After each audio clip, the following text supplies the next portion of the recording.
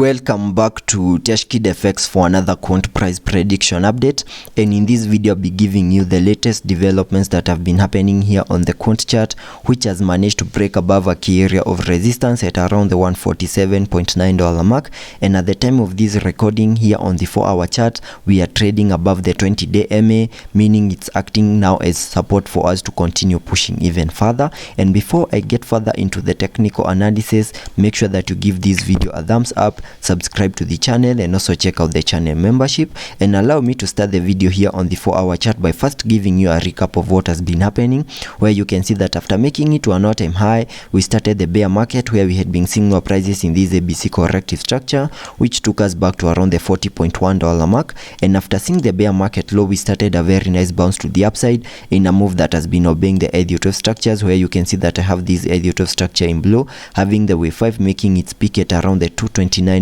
mark, and also completed the formation of that higher Elliot wave count 1 to the upside. And after seeing the high for that first wave, whatever we expected next is a corrective structure in the formation of a higher Elliot wave count 2, and using the Fibonacci's connecting them from the low of the first wave to the high of that wave 1, I was able to come up with this red target area as a minimum retracement area in the formation of that wave 2, and it is within this red target area that I was expecting to see the low for that second wave. And you can see this ABC corrective structure gave us a low at around the $94.4 mark, which is within this red target area. And having seen the low for that second wave, whatever we expect next is a bounce to the upside in the formation of this higher Elliot wave count 3, and by first sketching out a minimum target area to the upside in the formation of that wave 3 by connecting the trend based Fibonacci from the low of the first wave to the high of that wave 1, then dragging the fibs to the low of the second wave. That gives me a minimum target area to the upside in the formation of that wave 3 at the fib level 1.618, which perfectly lies at around the $397.6 mark,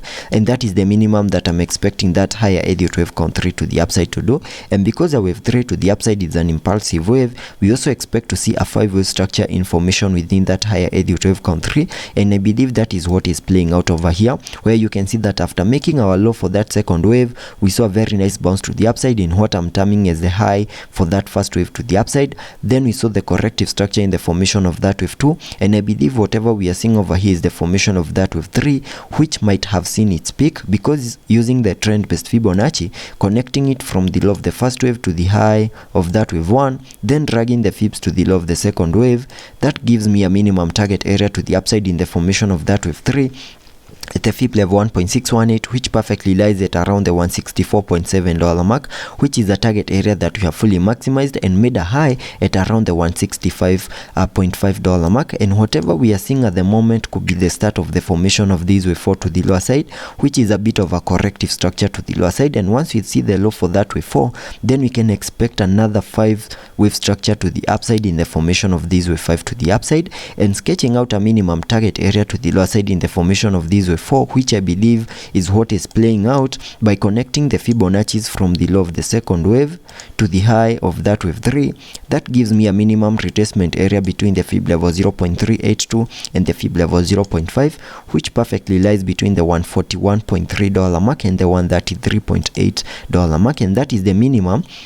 that I'm expecting this wave 4 to the lower side to do. And it is within this right target area that I'm expecting to see the low for that fourth wave, and also expect to see an ABC corrective structure play out within the formation of that wave 4. But since we have managed to break above the key area of resistance at around the $147.9 mark, there are chances of not fully maximizing this red target area very soon, because we have the support for us to continue pushing even higher. And that gives me the short-term scenarios that we can also expect to play out, basing it on the key areas of support and resistances. And there are chances that we might see a retest of that key area of support, because we have managed to break above it. And in case the retest is in and a success, then there are chances of continuing to push even higher. And in case we manage to break above the high for that wave 3 at around the $164.4 mark, then there are chances of making one more lower high over here,